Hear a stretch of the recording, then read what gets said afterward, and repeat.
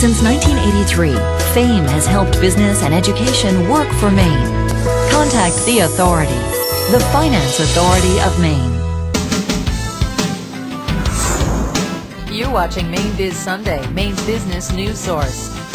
Welcome back. Today we're speaking with members of the Mainebiz Next List. We just spoke with Tony Jabbar and Casey Bromberg, and now we're going to introduce two more Nexters. Bob Neveu is the CEO of Certified.com, a tech startup in Portland that harnessed mobile technology to create a streamlined expense reporting application for tech-savvy business travelers. The company's iPhone app is among the top 10 business-oriented apps in the Apple stores nationally.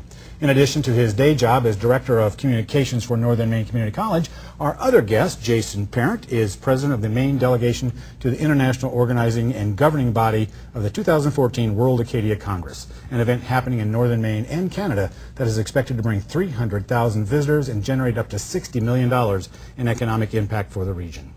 Welcome, gentlemen. Thank you very much. And congratulations to you two for being selected this year as one of the Nexters for Mainebiz. That's very cool. I'm going to jump right in. I'm going to start with you, Jason, and we're just going to learn a little bit about all the things you do. You are the Director of Communications for Northern Maine Community College. Correct. But we'll come back to that in a minute. But you're also the President of the Maine Delegation to the 2014 World Acadian Congress. You have 15 seconds. Tell me, what is the World Acadian Congress? Well, the World Acadian Congress is a every 5-year event that happens in one part of the world, a Franco-American part of the world.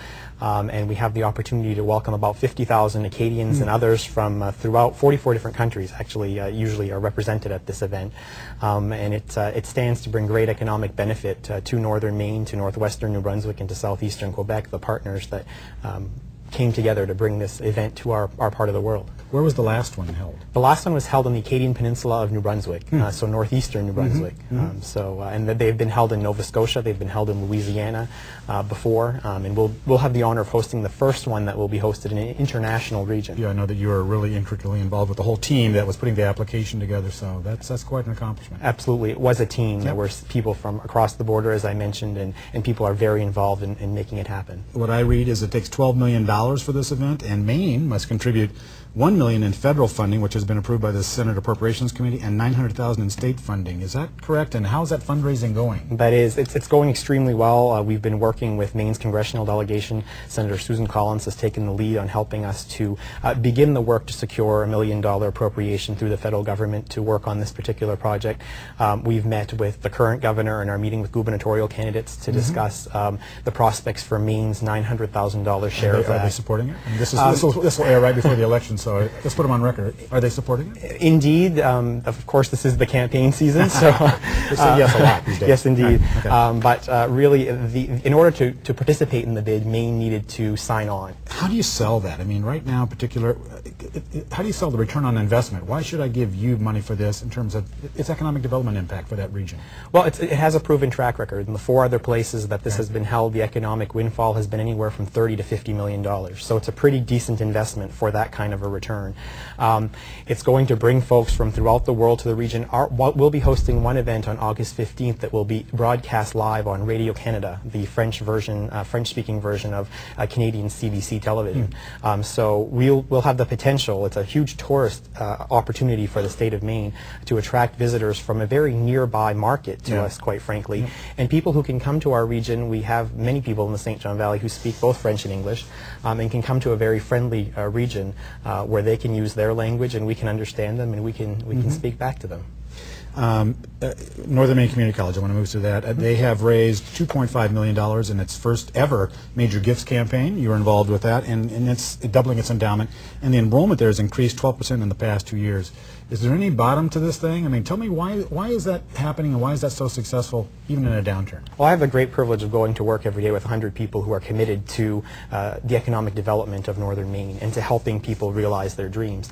And I think that part of the success that we've experienced is because the business community understands that and reflects it. I mean, we have 4 hospitals in Aroostook County.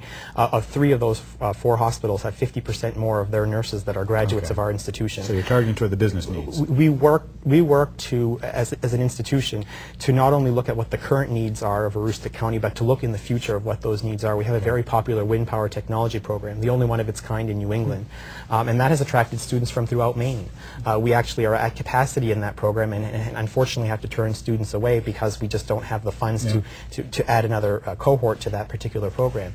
But we really are reflective of the Aroostook accounting community and work with the business community, and they responded to us in kind when we did that major gifts campaign. So good. I really see a great town-gown relationship that we have up in northern Maine. That's great. Okay, I'm going to move on. Bob, let's turn to you. Tell us about Certified.com. What do we need to know? Sure. So Certified, it's really simple. We make expense management reporting easy for the user, for the manager, for the accountant, for anyone who's involved in an expense report. So any business traveler out there who's had to capture their receipts and expenses and at the end of the month sit down and try to wade their way through an Excel spreadsheet knows the pain and challenges with that. And we've done so through mobile technology. So we've used iPhone, BlackBerry, Windows Mobile, and Android devices to simply capture a receipt via the camera and be able to add some data, the date, the amount, the expense category, and send that right into our servers. And then simply add those receipts to an expense report and send them to your boss online. So it's a very efficient process. And I was interested in your profile that the inspiration from this was very personal for you. You were one of the other firms that you started, RecruiterNet? RecruiterNet, yeah. RecruiterNet, you said that at RecruiterNet you had a bunch of expense reports to approve every week, and it wasn't so nice. So I thought there must be a better way, and that's how we started. Is that really? That's exactly right, yeah. So it's something that's been in my head for a while, and you know, it really is, what's unique about this space is how broad-based it is. Lots of companies, I mean, really, we're focused on North America, but really companies around the world have this challenge. And talk about that targeted marketing, too. Your sweet spot is that small and medium-sized firm, 100 to 1,000. Why that? Why not the big guys? The big guys, I mean, certainly there's a market opportunity there, but they're already serviced through Oracle, SAP, some of the large enterprise providers, as well as a few of our more established competitors who've been in the space for a while. When you come down market and you look, some of the market research we found showed as much as 59% of the employers in North America today still use Excel and paper as their method for processing expense reports. So, you know, bringing efficiencies to that, that's what you folks do. I'll call you. I got an idea.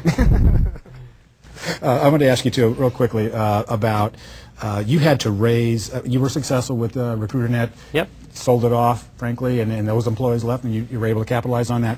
Then you were able to take some of that money, $1 million, in fact, and turn it back into Certify, and you raised another $1.9 million from VC and angel investors. Tell me about that, the tricky part of that, having VC and angel investors involved in ownership.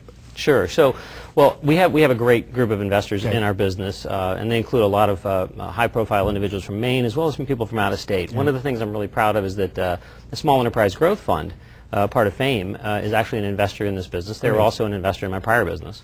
And you know, using their funds and other Maine money, we were able to actually bring in over $1 million in foreign investment dollars to put to work here in Maine in jobs and growth. So that's been really nice. You know, I think the key is really my brother Alan and I, we co-founded this business, and when we went to the investors, we said we're looking for like-minded investors to co-invest in our business. So that's a much different approach than saying we need your money to make it work. Right. We sort of had already gotten beyond the proof of concept on the technology. We already had paying customers, and it was really about acceleration, not testing the opportunity and the idea. Excellent, excellent. Stick around. We're going to keep you around. Bring the other extras back in. We're going to do some afterthoughts. We're going to show on the web and drill down and have a little more time to talk about more of the details. This is great. Thanks. You can catch more of this discussion in our exclusive Afterthought segment, seen only on the web. Just go to mainebiz.biz and click on the Mainebiz Sunday link. And make sure to read the profiles of all 10 Nexters in the October 18th edition of Mainebiz. Stay tuned. We'll be right back. Mainebiz Sunday is made possible in part by funding provided by the Finance Authority of Maine.